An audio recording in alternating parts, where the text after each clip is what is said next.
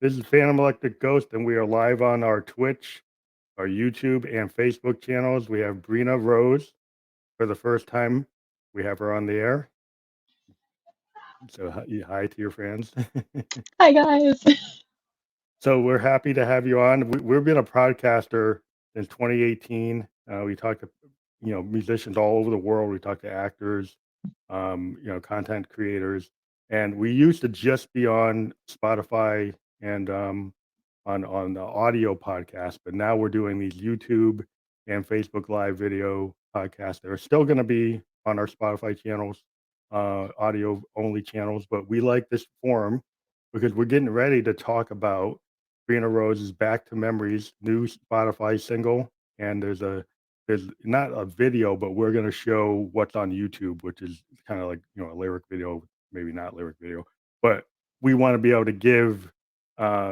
One of the cool things about doing this version of the podcast is now we can actually show the fans the music that we're talking about. Where previously we'd talk to people and then we couldn't actually play the music. And we Yeah. think that that's one thing. So we're going to cue this up. We're going to get it up so you can see it's Back to Memories. And this is like the cover of the record or the single. Yep. That's cool. So we're getting ready to get into it. So we're going to put you on mute, and then we're going to play it, and then we'll come back and we'll talk about your whole process of being an artist and your history of being in music.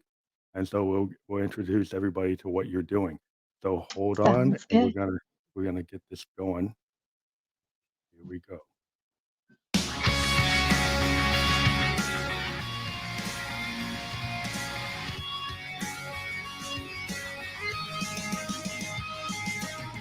I've been sitting here just trying to figure out where do I go from here. I know I let you down, cause I guess I'm the monster, the head of the slaughter. The room's getting hotter, I'm guilty, your honor. Now I'm hanging up the phone, and I think I might break, but I'm in too deep to realize that I made a mistake. Yeah, I know I broke your heart, but it's not breaking as badly as mine.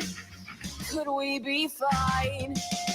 Bring me back to the memories in my head, and we'd fall asleep alone in bed and count the stars on the palm of our hearts.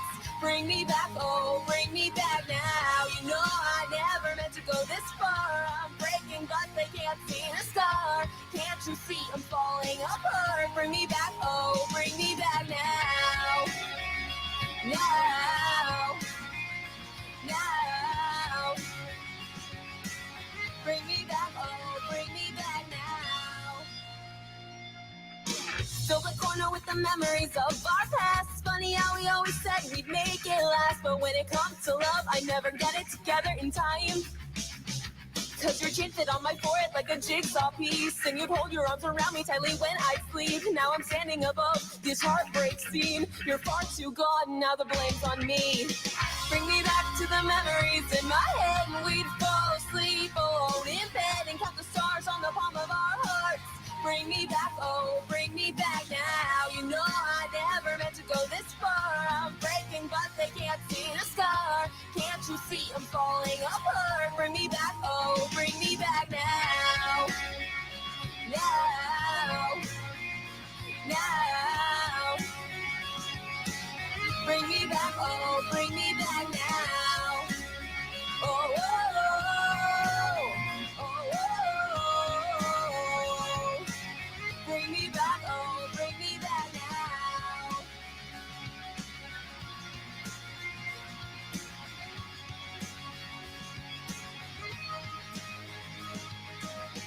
I've been sleeping with the thoughts running through my head. Over 500 days just to wind up dead. And now I'm holding the knife and there's pain in my eyes. And I'm wondering why the wrong choice has to feel so right. Cause now I'm falling asleep next to someone new. Never thought that there'd be anybody with me but you. I've got blood on my hands, nobody understands. This is not what I planned. Bring me back to the memories in my head, and we'd fall asleep alone in bed and count the stars on the palm of our hearts. Bring me back, oh, bring me back now. You know I never meant to go this far. I'm breaking, but they can't see the scar. Can't you see I'm falling apart? Bring me back, oh, bring me back now. Bring me back to the memories in my head, and we'd fall asleep alone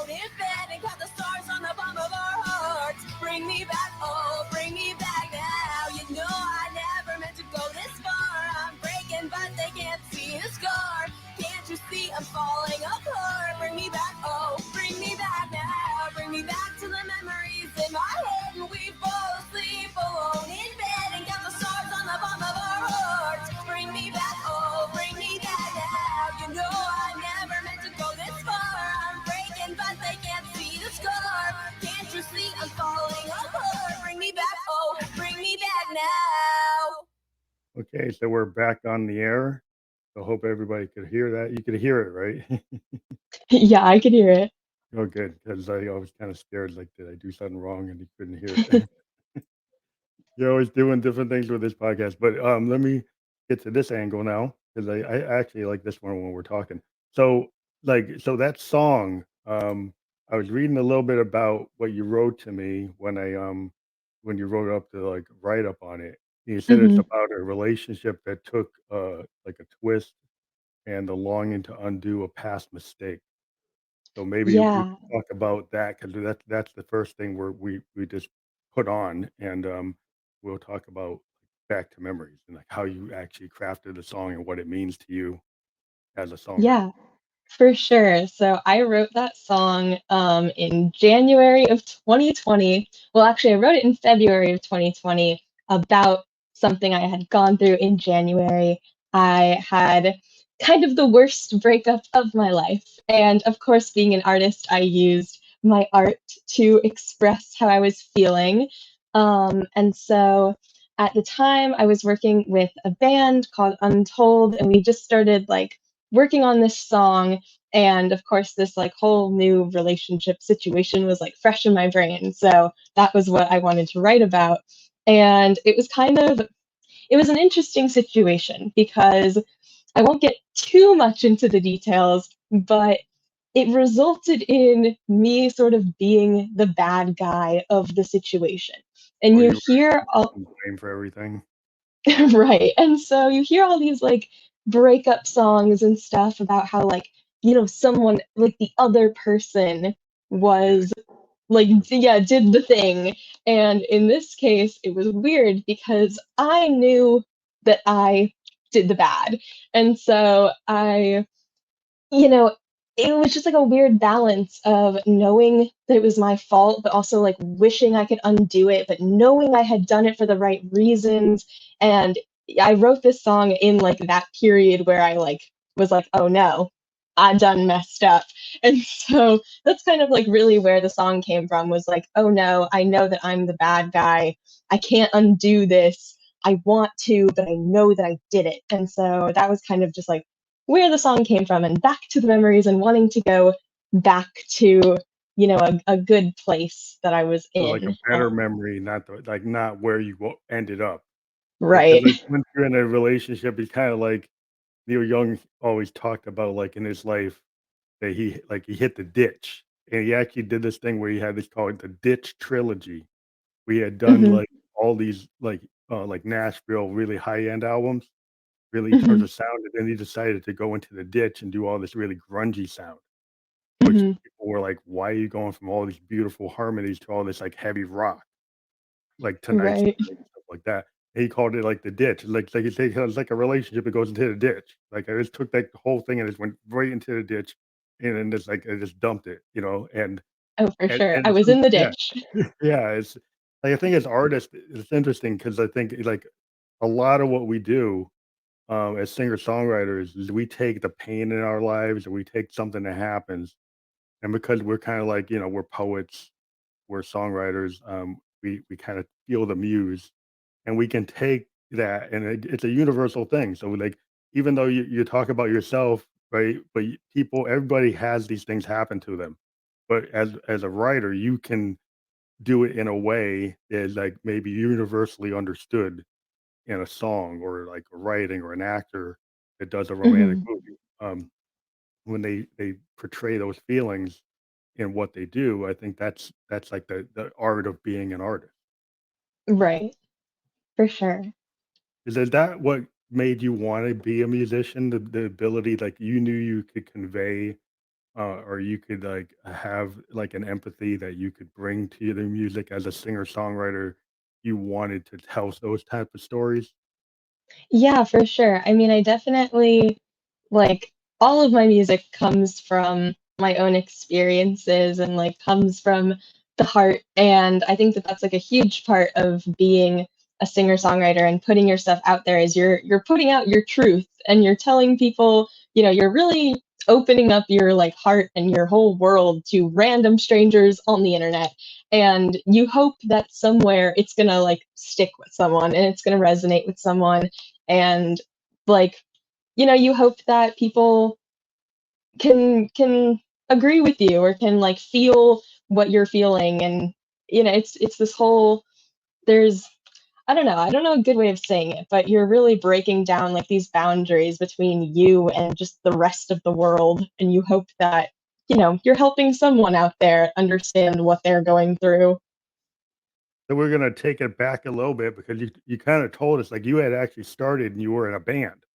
And Yes. and that's interesting because sometimes people start, well, actually, it's kinda common that a lot of artists, maybe aren't confident enough to be on their own and do start in groups, and then later they Hmm. kind of come out into their own, you know they either go solo or they create another group, and so you Right. actually started with the band you indicated you were in, I think I have it. Yeah. Yeah, Untold was the name of Untold. it. So Untold was the Yeah. band in 2018, you were the lead singer of that band. And Yeah, so so what maybe tell the story, and then maybe that kinda tells, like, how you started. Like, how did you get into, Untold and then decide to kinda go in on your own?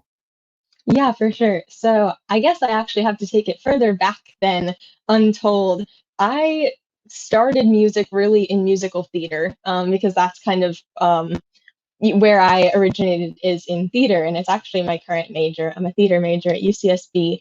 And so I was actually in a show at my school. I was performing in Greece. I was the Pink Lady Marty, and Oh, I had my own song. I sang the song Freddie My Love, and that was like my first, I guess, like bigger musical role. And the next day, I had gotten a text from one of my friends at school saying, "Hey, I didn't know you could sing. The lead singer of our band just like dropped out. Do you want to come audition for us?" And I said, "Heck yeah, I totally want to come audition for you guys." So I came in and I met the band and I like sang a little bit with them, and they said, "Yeah, like we love you." So I just ended up like playing with the band, and it was fun. We played for almost 2 years. We had a bunch of different gigs. We did some of our own writing. We put some songs out, some original stuff. We did some covers. We were kind of all over the place, but it was a lot of fun. So that well, was pretty much the deal with the band. that's interesting. So had being a theater major, I think it's interesting because 'cause I've always, thought, and even doing the ghost stuff is like, I think, I wear a costume, I wear this LED thing, I create characters like Josephine, and I think, my heroes are people like Freddie Mercury and David Bowie and Lady Gaga, people who Hmm. actually become other people. And so the Yeah. musicians sometimes kind of dive into a theater-like aspect. So when you were doing theater, did you ever think, because you were singing type of theater, that you Hmm. would want to go the pop star route, or into music, or do you say, well, I'm doing this because I purely want to be a theater major. I'm not even thinking about a band. And when they asked Hmm. you, it was like the first time you ever thought about it, or had you been thinking about it? I think that theater and like music for me are like separate in certain ways, connected in certain ways. I've always loved just like singing separately from theater. I was always like doing my like talent shows in like elementary school and like singing and stuff like that. So I've always like considered music and like singing and wanting to do that kind of stuff. I guess I just never really got the opportunity to do like that side of it until I got hit up and asked to like be part of this band. And it's interesting that you talk about like, putting on a costume and like becoming another like person or character, because I think that that's what I really enjoy about theater is that I am actually an introvert, which is, weird to some people because they think, oh, like you get on stage in front of hundreds of people and you are able to just like do that and that's normal. And I'm like, yeah, because that's not me. I'm putting myself into the shoes of someone else and I'm able to like, yeah, so what if there's 300 people in the audience? I am, someone else. I am Marty in Greece or I am so and so. And so that's like always been really interesting for me to like just not be Breena and like just be someone else. And so then what's interesting for me about music is that it's almost the complete opposite. Like I am actually in my music, I'm the most me that I can be. I'm not a character. I am, talking about my own life. And it's stuff that like this that's actually the most difficult thing for me because it's not scripted and I don't have the blocking and I'm not told you have to stand here at this place and you say this at this time. It's like I just have to be myself. So I think that, theater and music for me are like, as I Yeah, said earlier, they're interconnected, but they're totally different because I'm two different people in like these different worlds kind of. that's interesting because like I always like I make assumption like the way Bowie went at it was that he tried to come into music being David Jones, right? That was his original thing, and then he became David Bowie and he became Ziggy and he became the Thin White Duke, and he decided that he didn't want to be himself, right? He wanted to create this other him, Hmm. and maybe there's some truth in Ziggy that is Bowie, that is David Jones, right? But he wanted Right. to put layers over it to kinda create this show. And, you see, like, like, you got guys like Robert Plant, they and Roger Daltrey from The Who and Axl Rose. They seem like, when they're on stage, it seems like that's not really maybe them. There's a little bit of a mask there, right? Um, Right. so it seems like in music that, like, you can go the route of being maybe more authentic, like a Conor Oberst or a Joan Baez or a Dylan. You're gonna be like that singer-songwriter, folk singer, where maybe you're more in tune with your original self. Um, Hmm. but it's like I think the theater capability, I think as you grow as a musician, I think you can take that and use it. Oh, for I sure. and you could kinda create that wall because sometimes, like, if you give too much yourself in your songs, you kinda open yourself up to the world. I wonder as an artist, do you get scared when you write that you reveal too much of you, and Hmm. you wanna have a little bit of a wall? So, when you create a song, Right. do you kinda think about, like, "Well, how much am I actually gonna reveal? Or I'm just gonna, reveal as much Yeah. as I want?" Yeah, I definitely like think about that. I actually recently I've been just kind of working on like some other like potential like song lyrics and stuff like that. And there's always a thought in the back of my mind. Like I just wrote some stuff lately that's been like really definitely like the most intense thing that I've written. And part of me is like, I need to put this out. Like this is what I'm feeling. And then the other half of me is like, well, what are people gonna think? And this is like a lot. Like, are people gonna be, thinking I should be put up in a mental hospital for this? Like, stuff like Yeah, that. And it's like, how that's much the do thing I that's want saying to tell people? I Yeah. think if And it's you think about also yeah, that's hard because like, when you are a singer, people, like even if you create characters, people start to wonder, like, like when Amy Winehouse was doing what she was doing, people are wondering, like, "Is that really her?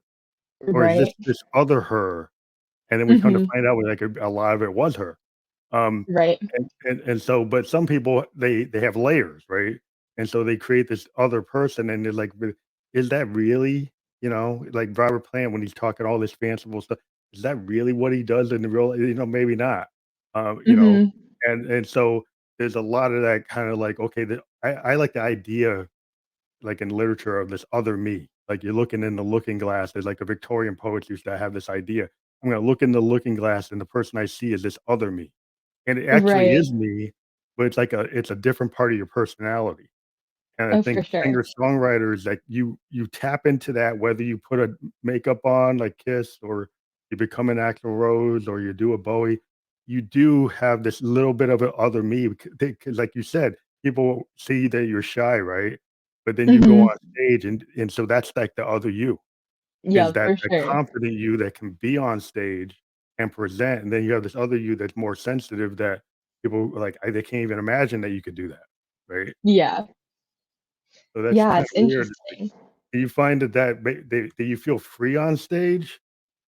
Yeah, I think that, it's weird because as many eyes as you have on you, it's like that's the time where I feel most not judged almost. Mhm. And I feel like I can just kind of be up there and like doing my thing. But when I'm, in school, I feel more like intimidated by people than when I'm like up rocking out in front of like a venue, you know? And I think maybe part of that just comes from I've received a lot of like pushback in my music from, you know, kids in high school would like have things to say about it. And so there's just been there's been a lot of that kind of stuff going on, but I think that all of that has encouraged me to like keep going with this Well, Breena Rose I think thing. what happens, like, if you're a creative person, right? 90% Yeah, of people, they're not creative, right? They true. just go to 9 to 5 jobs and they do whatever they're doing. And us creators, there's always somebody that's gonna say, "Oh, why'd you do that?" Right? But they never do anything like that. They never Yep. create, right? So I always look at the person that spends all their time critical of creators. I'm like, "But you never take any kind of effort to do anything." Hmm. So, of course, as creators, we're gonna make mistakes. And Oh as yeah. musicians, like, we sometimes our mistakes become our greatest thing, you know? Sometimes our Hmm. happy accidents would create our greatest work, Hmm. and so we can't be, like, scared of mistakes, you know, because it's kinda like how we grow, and the other thing that's interesting is, like, some musicians, like, they have such trepidation, before Hmm. they get on stage, right? They have all these stories of these great musicians that, like, just getting to the stage, it's so painful for them, but, you know, once they get on stage, they're good, but, right, Yeah. it's like the 10 minutes before or the hour before Hmm. that they're having so much trouble, right? And then once they get Yeah. there, then it's cool, and then once they get off, then they have trouble. You know? Oh yeah. Yeah, so it's like this kinda it's this hard thing, it's like, so we kinda put ourselves in these different states to get to where we need to be, and Hmm. then, you know, sometimes we gotta travel, and, you know, you're gonna travel 8 hours to do 20 minutes or 10 minutes or an hour, or you do 10 hours to do an hour, and it's like Right. you have to go through all the stuff that you don't really like to get to the place that you wanna do what you love, Hmm. you know, and so Yeah. I don't know if people understand how much work musicians have to put in to what they even create, and before they even get any Yeah. kind of pay, any kind of recognition, um, so it's a hard thing to do, Hmm. and For you have sure. to love it, right, to do it. Yep. And so I'll kinda Yeah. go back a little bit. So we know that you got into music because you were in the theater. So, Hmm. like, I guess the question I always ask, like, well, so what age did you actually, like, have the idea of, like, singing? I I honestly, like I always say, I've been doing it all my life and like people, you know, say that all the time, but like it's kind of true. I can't remember when I really started. I remember in second grade, I wrote my first song. It Mhm. was not very good because I was, you know, 7 and Yeah. I was sitting, I remember distinctly sitting in the bathroom and it was the day after Earth Day. And for some reason I was just thinking about Earth Day as like a 7-year-old and I wrote this song called Earth Day about Earth Day. I remember every lyric to that song.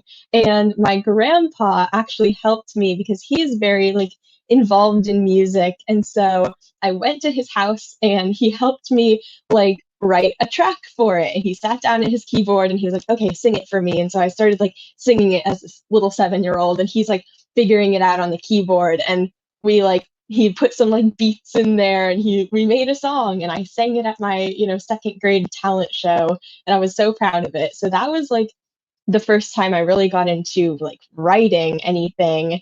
And then it was just kind of like from there I just kind of like dabbled in it every once in a while. I've always just had like lyric ideas and I would come up with things and I would sing in the shower and I'd like improvise stuff and I would like write it down in like my notes on my phone and I'd like take voice recordings. I have like, you know, hundreds of notes and voice recordings of just random songs that I've started in my phone somewhere.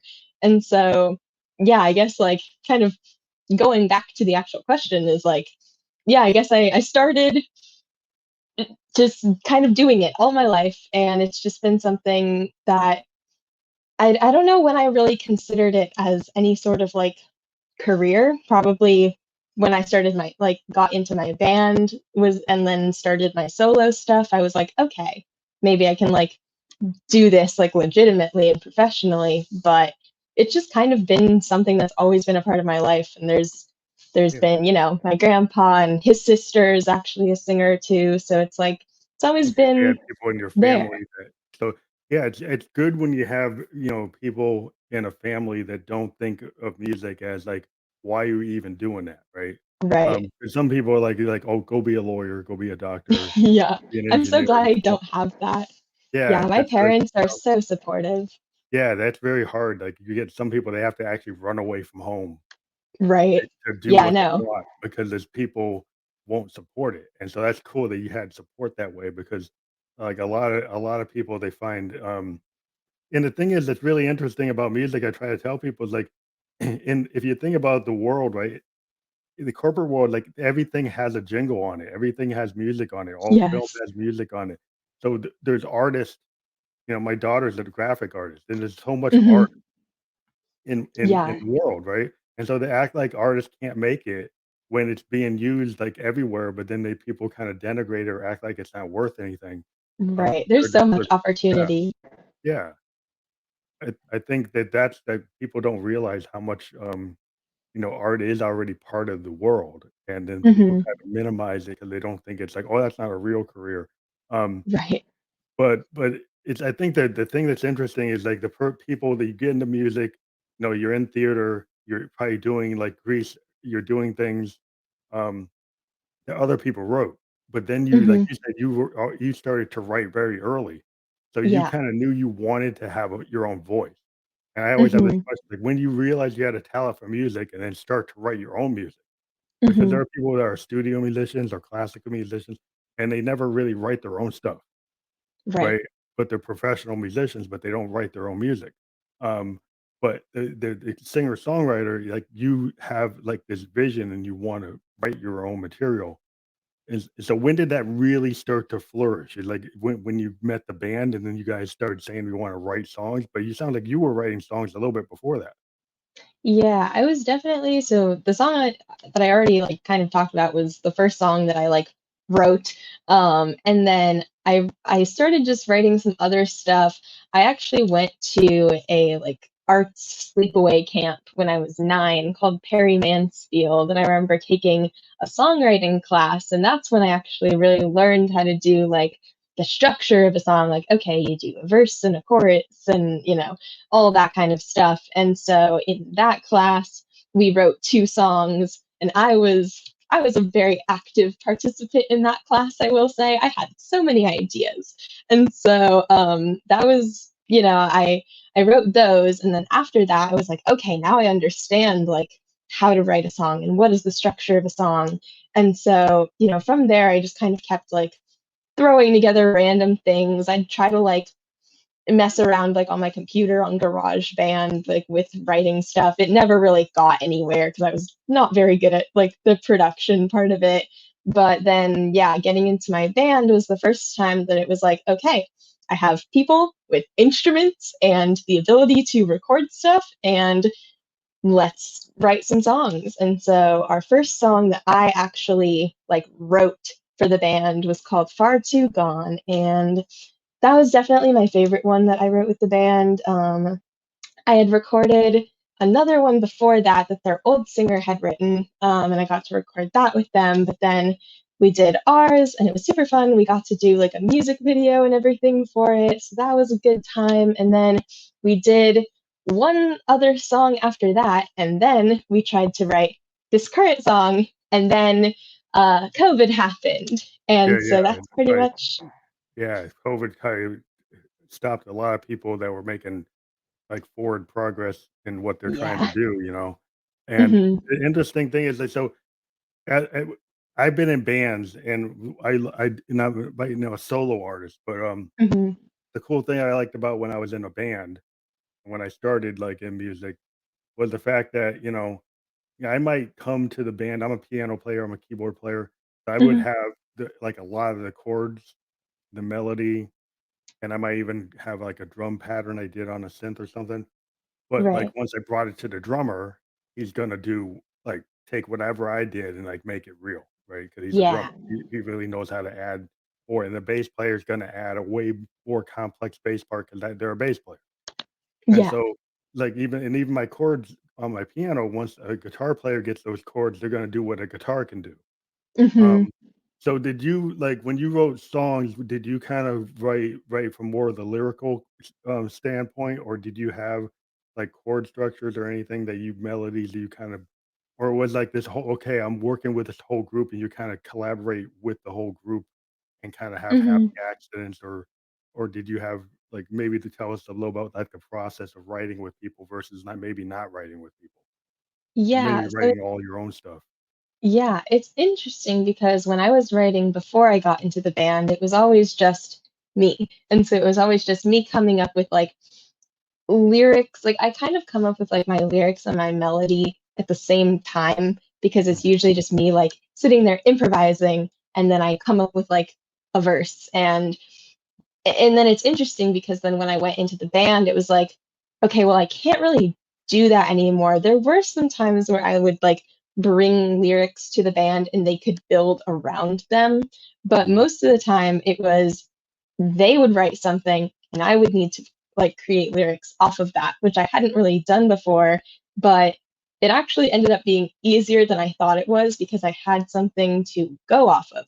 So usually it would just be like, our guitar player would like come up with like a little like riff or something. And then, she would record that. And then someone would like play something on top of that. And then suddenly we'd have this thing and we'd be like, okay, we've got a set of chords, loop it, just like keep going. And so then I would sit there as they were playing and be like, like, sitting there Like like thinking stream of about, consciousness. But the thing is yeah. that you were right, like, you're a writer, you kinda know melody, you're a vocalist, right? When I used to work, like, I sing on my own stuff now, but when Hmm. there were vocalists, the one thing I did notice that, like, vocalists that write, right? They'll come in and listen to the groove. They might Hmm. have, like, ideas in their head or, like, a little notebook, or Yeah. they might just have it in their head. They have all these ideas, right? There's all this stuff that you're working on, and then once you Yeah. hear something, it kinda triggers, "Oh, I could use that," right? Yeah. So then you like, it's 'cause so your talent as the singer, songwriter is like, "Okay, I know what I will go with that," right? I know what's Hmm. gonna work with that, and the guys who, that aren't singers, more of the musicians in the band are kinda they can create the grooves, they can lock in and create the, the chord structures, but it's Right. the singer vocalist that kind of takes that and said, "Okay, I'm gonna do that. I'm gonna figure out how to actually turn this into a song," you know? Hmm. Yeah, usually I would just kind of go home and they would send me like a voice recording, like a voice memo of just like whatever we had come up with in band rehearsal. And I would sit there with like my headphones and I would just like loop it over and over and over. And I'd sit there like in my room and be like, like going Mhm. along with it and be like, okay, I came up with something. And then I'd go to them and be like, okay, I came up with something. You're going to have to loop this 4 more times. You're going to have like, and so it was just like that kind of like back and forth structure. And then sometimes it was like, yeah, like, it would spark something that I had already like come up with and like, oh, like I can use that and stuff like that. But that was kind of the general writing process. It was fun. We came up with some some pretty good stuff. Yeah, I think that's a really cool thing, and then it's harder, like, I'm not now I'm like a solo artist now for a while, and I have to kinda do, like, everything. Hmm. So it's as a singer-songwriter, do you work with, like, producers to, like, help you, craft the same way you were in the band? Do you work with, like, a producer and then kinda, yeah, be able to get your grooves or your beats and then do the Hmm. again, what they call, like, the top lines over, right? So, like, this Right. idea, like, in the professional song, like, "Oh, we got all these grooves, we got all these beats, and then we gotta look at these top lines to go with them." Um, Hmm. are you kinda in that mode now because 'cause you've been mo into it more, like, where you're working in that kinda structure? Yeah, so I've done a couple of different things because I've worked with some different people. So I got into like my solo music scene mostly because of my friend Nadia, who who is a singer herself, and she introduced me to some of her producers back in 2018. And the way that we had written that song was kind of almost the same way as with my band. We all sat in the studio and I had like an idea that I wanted to write a song about. And so we kind of sat there and we started like hashing out like just like random lyric ideas and just like we just like went into like the whole like story and started just coming up with like, okay, we need to touch on this, we need to touch on this. And so then we had like one of our like engineers just start throwing down some beats and just like, Mhm. and then we were like sitting there and we're listening to it and it's like in the background and we're like, okay, and we're like going along with it. And that was kind of the way that that song formed, was like from the beats and from like the music, we just started building off of that. Yeah, it still seems And collaborative. then Yeah, very collaborative. yeah, Like band-like, but it's still band-like. yeah, but then this song that like, I just put out is actually, it was different because I had written it mostly with my band. But, obviously when COVID hit, we weren't able to do anything. And then the band broke up. I moved out to California and I pretty much said, yo, do you guys care if I do the song myself? We're not like, we never did anything with it. And they said, go ahead. So I took it back to Nadia and I said, hey girl, I'm in California. I have a song. Do you want to do something? She introduced me to her new production team. Mhm. And so this one was different because now we had a song and we had to build around it. So we started just like, I sent them the very rough track of the song and they started, kind of doing the same thing where it was like we had, this guy Will who was on guitar and he just started like playing the chords and like figuring out like, okay, it's that and then that and then that. And then from there we actually totally ended up changing the song. Like it's the one that Kinda you, rewrite. just played, yeah, is like nothing like the original, which is like weird because it's like the same song, but it's not at all. We ended up changing a lot of the lyrics. We put it in a whole new key. We like changed the tempo. And so, Yeah, in some ways, I thank sometimes COVID because like it yeah, let sometimes me. songs become like I've gone back and taken something I wrote like 5 years ago, right? And Hmm. now I'm in a different place, and Yeah. I changed the key, I changed, like, the major instruments that were in it. It was Hmm. maybe it was all piano, and then it becomes, like, rock, or it was, Yeah. like, rock, and then it becomes, like, piano, or it was, like, it was, like, techno funk, and it wasn't funky before, and Hmm. so so it's interesting, like, how you can even, take your own stuff and decide, "No, that doesn't work," right? So, like, Hmm. you have, like, all your demos and what ends up being the final piece is, like, that's I think it's, like, a lot I'm a music fan, right? And I love Right. going back and listening to the process, right, on some of my favorite artists and seeing, like, okay, here's what Dylan did with this, or Neil did with this, or Hmm. Prince did with this thing, and then seeing, like, how it became what it became. And it's Yeah. cool, like, when you're an artist and you saw you had this song that was, like, with one band, you Hmm. take it because of the COVID and you bring it to another group and it kinda transforms into a Yeah, for totally sure. different thing. It's kinda, like, situational. You never Hmm. know what fate's gonna do to your song, you know? Yeah. Yeah, it was so interesting because I'm a very stubborn person. Anyone who knows me knows that. And so it was weird coming into the initial like session with everyone having this song that I thought was done and it just needed to be recorded. But then you And found we out it got sat told. there, yeah, they just start picking it apart, and I was like, "Oh my god, like, my song, what is happening to it? It's everywhere, it's in pieces," and, Nadia kept assuring me, she's like, "Trust the process, just Yeah, trust the yeah. process," and so, I was skeptical at first, but I trusted the process, and I went back and I did a whole bunch of rewrites, and I'm like, "Yeah, it's better." Like, it definitely it transformed, as you said. It becomes like the evolution of an artist. I think as you get more and Mhm, more in the business, right? I'm a keyboardist and I started out, maybe like in the Doors and then mhm, getting into funk and then get listening to Earth, Wind and Fire and it's like listening to Steve. Then I listen to a guy like Trent Reznor. Then I'm like, wow, mhm, oh, like everything I was doing, I was like, now I want to do something really radical. Right? right, So, like, I wanna go and take it like a Joy Division or take it like a New mhm, Order, and so it's, like, different styles that can suddenly you get enamored with that style, and you're like, "Oh, I was doing this other thing, and now I'm so into this new way of doing it. I'm gonna use different chords, I'm gonna do it," and yeah, it's like you get into these moods, or like mhm, eras in your music, right? Where, Like you go into any artist and like there's like a certain phase of an artist where they're doing, like the Beatles. The Beatles had their Yeah. like, you know, you know, they're kind of teen bop phase, right? Mhm. They're doing Help and all these things, and then they suddenly start going into Revolver and Rubber Soul, and then they get to Mhm. Sergeant Pepper's, and they're not who they were on Help, you know? Now they Right. suddenly become this psychedelic band that's, like, Mhm. serious, and it's like they were more like, "Oh, these guys are just a bunch of kids playing around," and now they're, Uh-huh. like, serious musicians, right? They're serious Yeah. artists, and it's like suddenly they look at 'em like, "Wow," you know? They even like the Beastie Boys, they started, like, kinda being funny, like it was like a Mhm. joke, and then they became, like, Right. a very serious hip hop group that was like, "Wow, these guys are just as good as any other hip hop." They're like De La Soul, like Public Enemy, like, oh, they were on the Mhm. same level. They It wasn't a joke anymore, you know? Right. And so I it's see like that I with a think lot of people.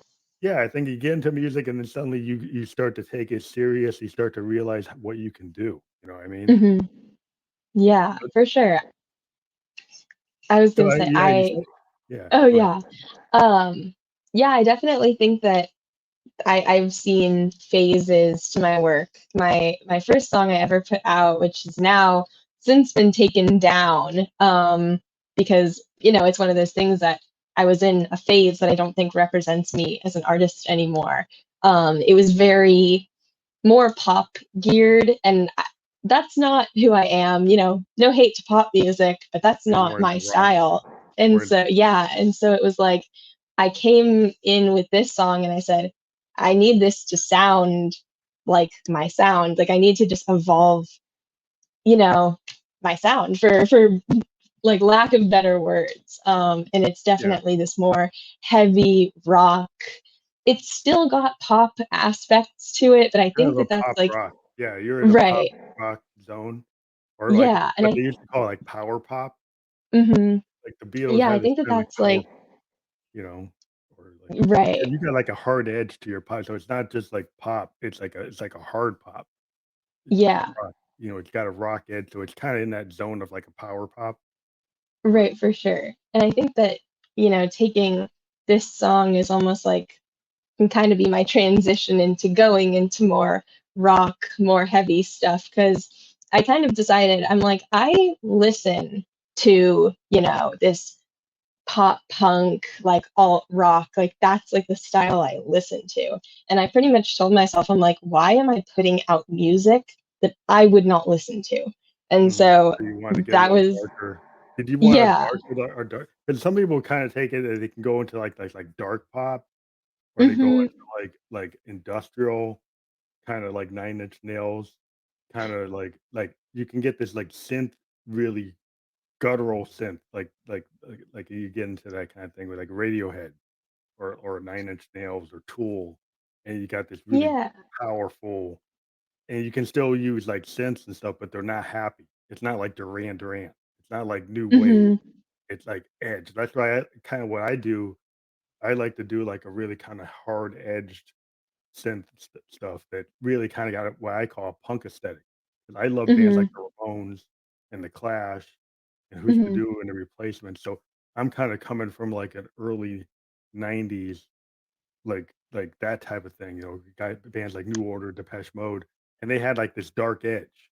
So Hmm. it wasn't just like a happy synth type of thing where I'm Right. gonna make like a dance hit or like a happy, shiny people type of thing. Yeah. It's I. like I want something that has a little menacing. Like I always like Hmm. Trent's like got this menacing thing going on. It's kind of like, Yeah. you get the heavy metal, you get like Deep Purple, you get Motley Crue, you get the Guns N' Roses. You get like, okay, I'm gonna get a little Uh-huh. scared of these guys. Yeah. They're like a little dangerous. But do you want to kind of put a little danger into your music where you're kind of coming a little Yeah. harder edge? Yeah, I guess so. And I think it's also just like the style kind of has to emulate like what you're talking about. And so I think that, for like music for me is like an outlet to, share my kind of darkest moments.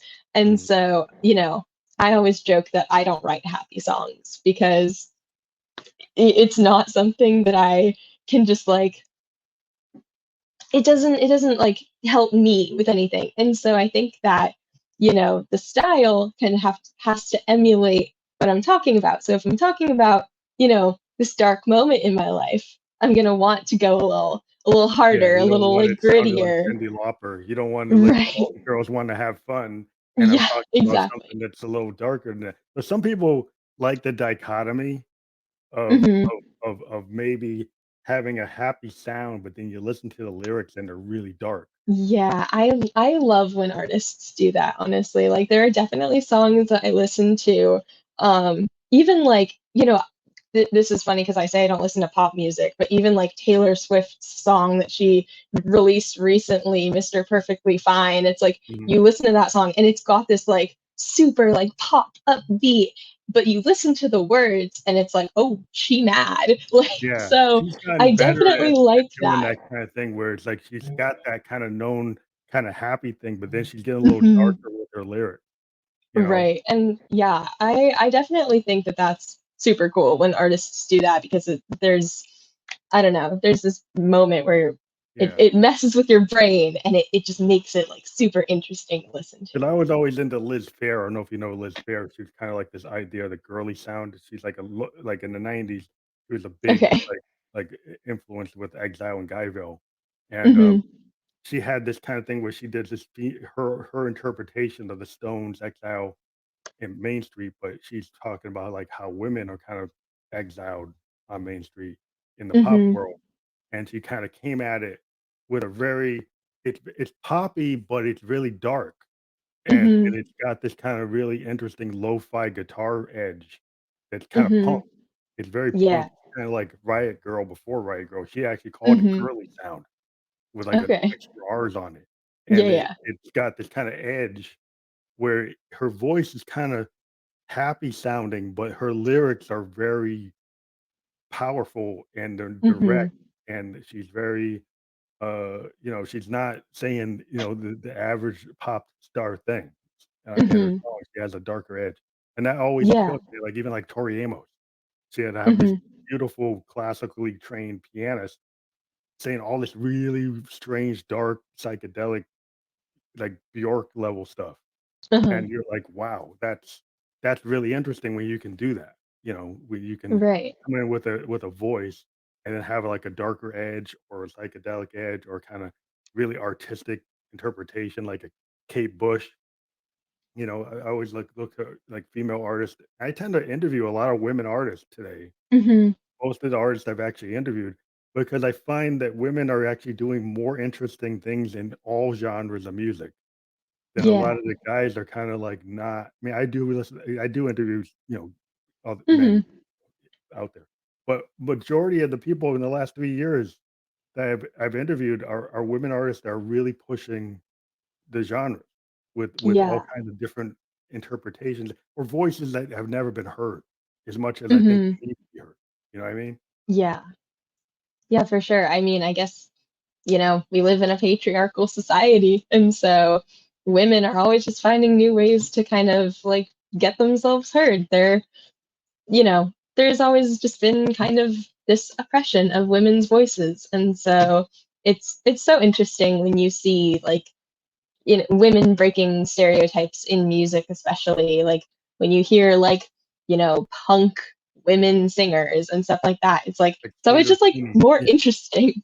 Yeah, I always into Sleater Kinney and, the Blake Baby. Juliana Hatfield is a big I'm a big fan of her and, Mhm. the Blake Babies, and I used to listen to a lot of, Garbage and, like, I was very much into, a lot of female-centered bands, even, like, Joan Jett and the Runaways. Mhm. I'm a child of the '70s. I actually bought those records when they were coming out, you know, Nice. when she was in the Runaways, that's where she started, and that was Yeah. like a girl punk band, Mhm. like L7, and, like, that really as a young kid, I was into the Clash, I liked the Sex Pistols, but when I saw the Runaways and I saw L7 and I saw Blondie and I'm like, "Wow, I like Yeah. that." I Yeah. like because I wasn't I like the Ramones, but I like what Blondie was saying, I like what Joan Jett and the Runaways were doing, and I was like, "That Mhm. is, like, a different voice that I'm not hearing." and Right. even to this day, I kind of go toward women artists that are doing that, you know, Mhm. because I think it's just in my musical taste. I was like, I like that because I like to hear, Yeah. I'm an African American, so I mean, I like to listen to jazz. I listen to a Mhm. lot of experimental music, so my tendency is to go toward the indie, the alternative, college radio. That's kind of where my head's at. Yeah, for sure. um, and so, yeah, it's interesting. So I understand, like, I always have all these production questions, but it sounds like I don't need to really get into that 'cause you're Yeah. more you work with producers. Yeah. You're not like a bedroom producer like me, like with all my modes, Mhm. all my tape machines, and I kind of Right. If you sat I me in spend a front of lot. that computer, I would not know what was going on. Yeah, it's like, but that's not, that nowadays that's what a large part of music production is like. Mhm. Oh, you got to know how to use Ableton. You got to know how to use Pro Tools. Right. You gotta be able to go to a DAW and get on the grid and build it, but I'm Mhm. kind of a I actually don't use a DAW. I don't Oh, use a digital. I'm totally, like, old school. I just mhm. use nothing but, like, hardware machines. All my Okay. synths are, like, real synths, like Moogs and Rolands, Mhm. they're keyboards and stuff. Like, I Yeah. I kinda wanna do it like, if you talk to a saxophone player or a guitar player or a drummer, they're like, "I'm not gonna go use a box. Yep. I'm gonna use my guitar," you know? Yeah. I'm That's actually gonna play the drums. right. That's one of the biggest things that I see in just the music industry in general is like live instruments are going away. And it breaks my heart because, that's something that I like whenever I produce a song, I'm always like, You there want needs to be live instruments on here. I am not doing this if we're just like finding a guitar thing on Pro Tools. Like, no, like, and you want I yeah. don't know like why that's like a personal choice if I'm just like considered old school or whatever, but No, like, you're doing you the right thing. right, I go to concerts and it's like, it makes me happy when there's actually a band playing behind a I have singer or yeah, I like guess I'm a child of the '70s, right? So, mhm, like, I would go see The Who. I'd see the yeah, Allman, right? So I have a hard time going to a band, right?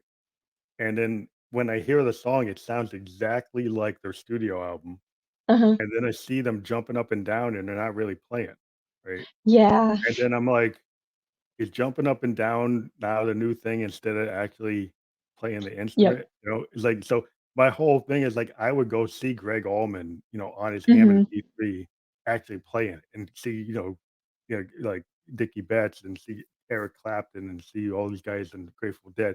Eh, you know, mhm, I kind of like to see the fact that it doesn't sound like the record, right? yeah, That that I that think they're gonna go out there and give me something that's actually different than the record, and mhm, I understand people like to hear the hit, but, yeah, like, as a musician myself, like, if I play my own song, it's more fun if I change it up every night than yeah, if I I think that if I play it the same way, exactly the same as I wrote it. I'm like, "That's very boring to."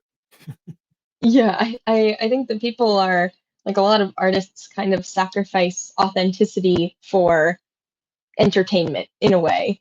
Yeah, And, in and I spirit. think that, some people think it's more beneficial to them to jump up and down instead of actually playing or to lip sync because they're doing some crazy dance instead of just singing. And I guess that some people, in the audience would rather see someone doing like some crazy dance moves, but as a singer, it's like, no, I want to hear your voice. Like I would rather hear the authenticity and I would rather hear a live instrument rather than wheeling a soundboard onto the stage and doing like that sort of like Yeah, situation. I 'cause I think mean, it's like if you as a singer today, I think the problem is if you think about it, like, you do a song, you've got all these backing tracks of your vocals, right? mhm, And if you go, to some club to play, a lot of times they're playing with, like, a music director that's yep, running, like, a box, and they're kicking off your clips, and mhm, you've decided that I'm only gonna sing one of the vocal tracks because you can't mhm, sing them all, right? And right, then you're kinda locked into the song yeah, because the song structure is so tight with some of these new type of recordings that mhm, you don't have as much freedom to jump around it as if you were yeah, playing with a live band, right? So if you come right, out there and your director is, "I got that box," and they're pushing the clips, you Mhm. are very restricted in what you can do, you Yeah, know, that's true. in terms of performance. And so I think there are people that will say, I really need a drummer, I really need Uh-huh.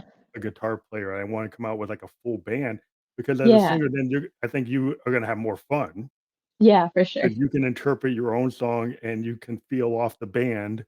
And Mhm. if you have a real band and you want to go and extend your a couple verses, your band can go with you, right? Yeah. But your music director is gonna be like, "Oh, I'm kinda locked into this," Mhm. and they're not gonna be able to do what the band could do, you know? Right. It's all about, like, that energy on the stage, like, that's, like, a huge thing. If your band isn't, like, moving around or giving you energy, like, you're not gonna be able to, give a good performance, and so I think that, like, kind of going back to, like, having a band instead of being locked into these, like, backing tracks is, like it just, like, adds a whole new level of energy. It's just more more for you to play off of as, like, the singer, like, the artist, and then you're giving more to the audience, and then the audience, when they're excited, they're giving more for you to play off of, and so it's just, like, this kind of positive cycle of this energy, and I think that that's like a huge part of live performances. You need that energy because if you're not playing to if you're on stage alone playing to an audience of just unhappy faces, nothing's going to go anywhere. So Yeah, I mean, because the other thing, like, in electronic music, like, like, I kinda get confused when I get booked, people mhm, think I'm a DJ, when mhm, I'm actually, I'm more like Keith Emerson or more like Yes or more like mhm, Genesis, right? So I got a big stack of all these synths. And so right, I come out there and I gotta do a sound check just like a band. mhm, And and you've got these other guys that'll come out and the main thing of what they're doing is the light show mhm, or what the digital screens are doing, and they kinda are stuck on their CDJ and they just come with an SD card right, and their unit, and the light show and the video is really what's driving it more than actually playing it. mhm, They may have played it when they recorded it, and they might be able to kinda scratch it a little bit and mix it up, but it's not the yeah, same as if you got a big stack of Moogs and, mhm, like, in a sense that you actually can play to the crowd, you know? yeah, And so I think that's, but it's interesting today, I have seen a lot of people actually coming back into for all the people that aren't using live instruments, there's a yeah, lot of people that are doing it again. Um, mhm, Even in hip hop, there's been this new thing where they bring real drummers.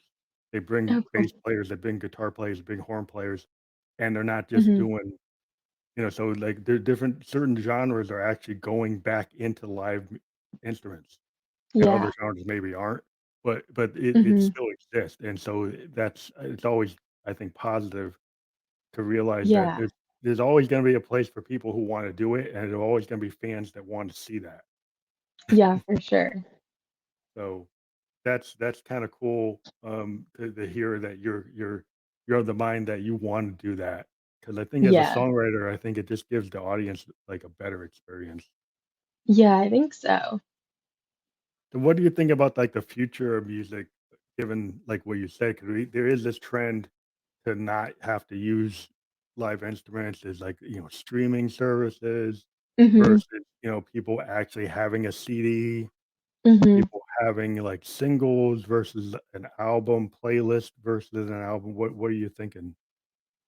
Yeah, so I think that honestly, with like streaming services and stuff like that, I'm a fan of that. A lot of people will say like, I want to go back to the CDs and that's kind of stuff. I think that streaming services are an awesome way for like just a lot of people to access music. It makes it so much more accessible for people that wouldn't have been able to otherwise necessarily go to a store and buy a CD, stuff like that. I think that you know the fact that people can use streaming services, I think, is super cool in my opinion, and it also really helps artists.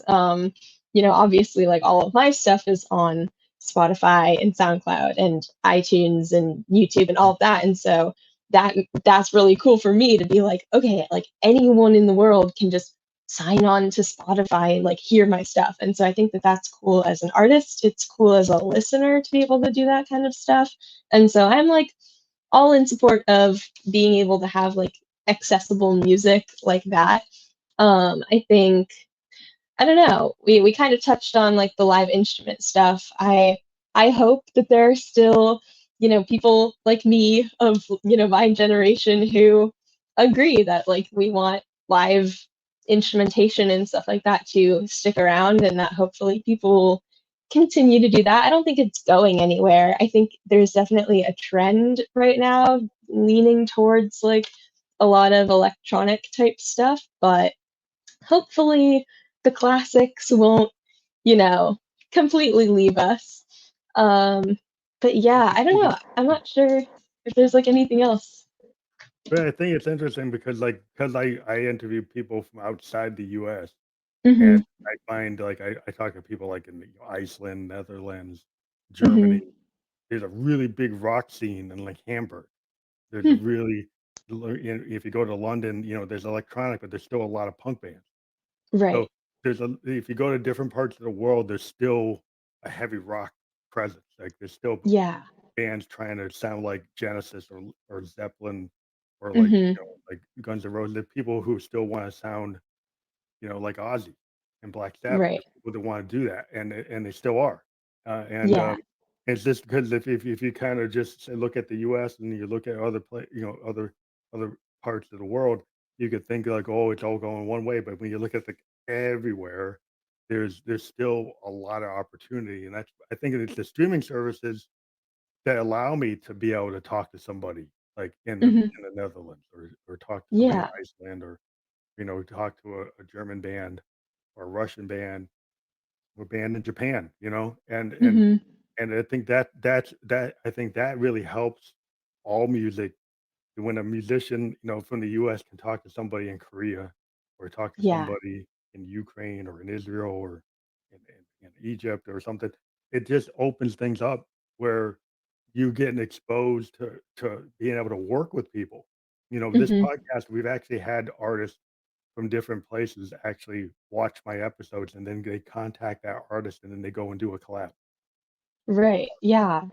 And that's kind of where we're a little bit of a plug for we're doing this concert, this bedroom series concert in July 16th through Hmm. 18th, and you and Nadia are going to be playing Yep. on the 17th. And the whole idea is like we're going to take all the guests that want to, who Hmm. we've been talking to since 2018. They're all from all over the world. We got bands from Sweden, London, the US, all over the world, all these different Hmm. places, and we're all going to come together on the net and be able to give people a picture of like where music is, and it's very Yeah. diverse. We've got spoken word poets, we've got rock bands, we've got DJs, we got punk bands, we got like every type of genre you could think of, like people from Nashville, and Hmm. it's kind of cool to see when I first did the ghost, because I'm electronic, people made the wrong impression that I would only interview electronic artists. Hmm. But my whole point is like I love music. And so Yeah. just because I'm an electronic artist doesn't mean everybody I interview is going to be electronic art.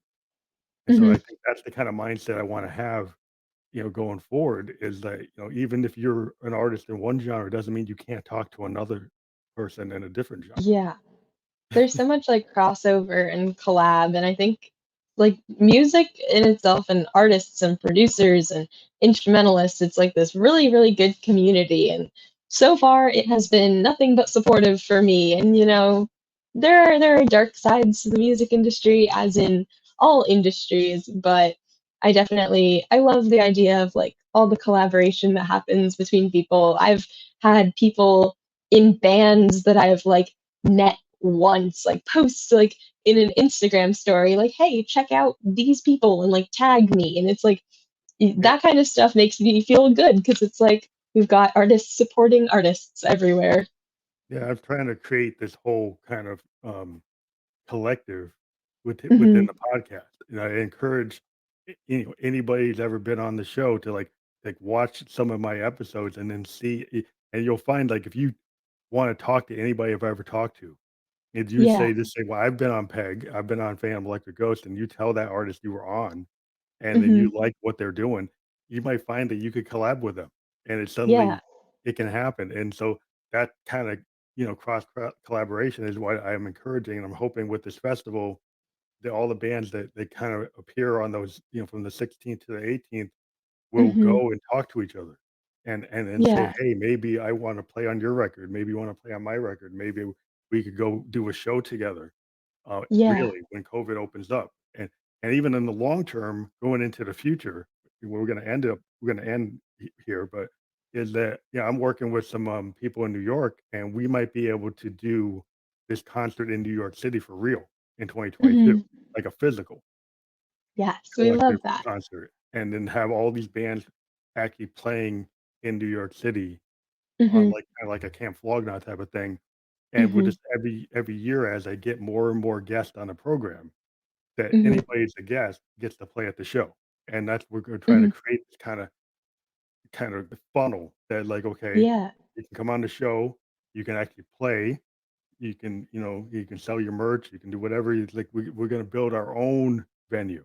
So, because we don't have to Yeah. wait for a venue to let us in, we're gonna create our own collective, and they said, "Well, how many people are gonna come?" It's like, "Well, you every band brings their fans, Mhm. then suddenly we've got a bigger set of people we can get a venue to say, 'Hey, we can get, that venue, 'cause we got like 25, 30, 40 bands that are gonna bring their fan bases in," you know? Right. And then, it's a great way for people to experience like other bands that they never knew. And I mean, for me personally, I always fall in love with like opening bands. Every time I go to concerts, I end up like looking up the opening bands. And like that's a great way for me to discover new music. So I think Yeah, that something it's like a that, where classic it's one. like people are like bringing in their fans, but then the fans get to watch other artists and other bands. Like that's a great way for them to Yeah. grow their taste in music.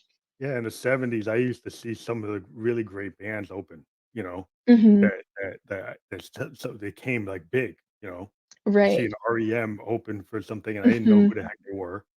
I was like, Yeah. "Who's this REM?" And then suddenly they blow up, and I was like, "Well, I saw them," and when Yeah, nobody even that's knew who they happened to were, me. you know? Mhm. You know? And it's like, you see the Talking Heads when they're, like, weren't that big, right? Yep. And they were just playing CBGBs, and nobody really knew what they were, and they're kinda weird, and he's like, "What is this?" A Yeah. and then suddenly they blew up, like, burned Mhm. down the house, and I'm like, "I saw them." I was like, I didn't understand what they were doing, but, like, now I Yep. get it, you know? But it's like, Yeah. yeah, it's just cool. There's, like, sometimes we get first exposed to a musician, and they're kinda like Talking Heads or REM. You're like, "What is that?" Right? Uh-huh. But they were very different, right? Those 2 bands are not what you would think would ever be popular, right? Yeah. And then they became popular, which kinda shows Mhm. you, like, if what people think is popular or could be popular is not always right. Yeah. So, yeah, so it's great to have you on. We look forward to you playing on the Peg Festival, and, Yeah. we'll be talking more about that in the future because we got set up Mhm. for it. But, yeah, Yes. we're glad that you were on tonight. We actually talked, like, more than I thought we were gonna talk, Yeah, me too. so that's cool. So, yeah, this is gonna be out there, on my Facebook, on my YouTube, on my Twitch channel.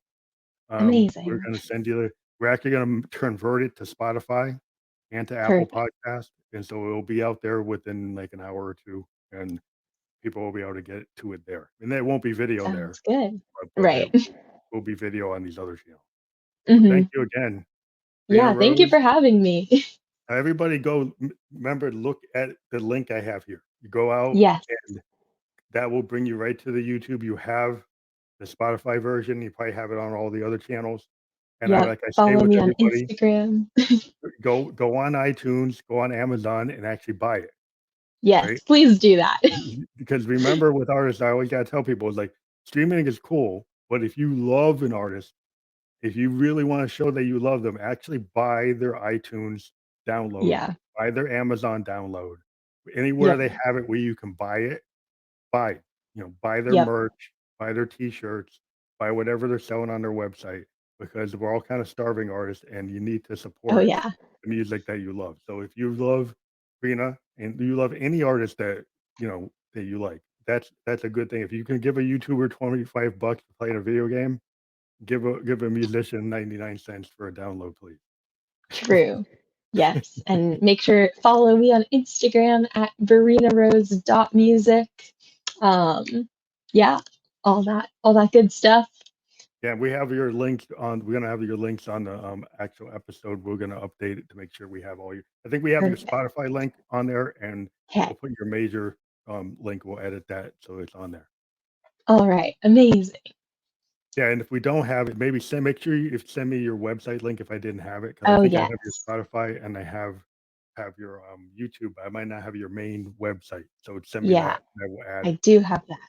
before I publish. So just send it on my Instagram, and we look forward to when you have a bigger project or you have a Hmm. collection of singles.